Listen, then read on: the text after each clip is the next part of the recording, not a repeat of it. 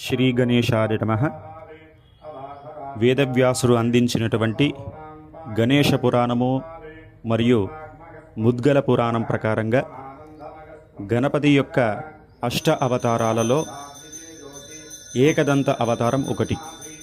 ఈ ఏకదంత అవతారం యొక్క విశేషాలు ఏమనగా, మదాసురుడు అనేటువంటి రాక్షసుడు ఋషి శివుని యొక్క కుమారుడు.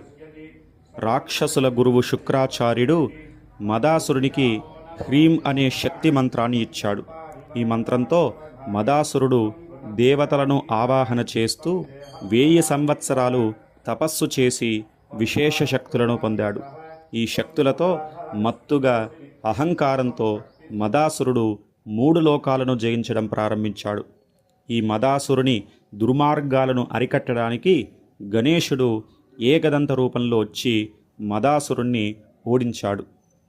ఈ యొక్క మదాసురుణ్ణి సంహరించినటువంటి ఏకదంత అవతారము ఈరోజు.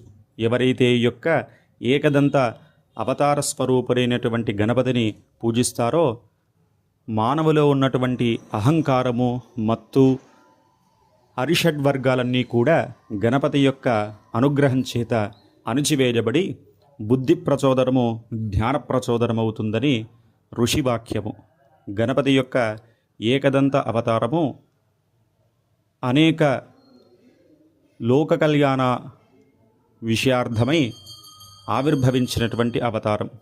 గణపతి యొక్క ఏకదంత అవతారాల యొక్క వృత్తాంతాలలో ఇది కూడా ఒకటి. శుభం.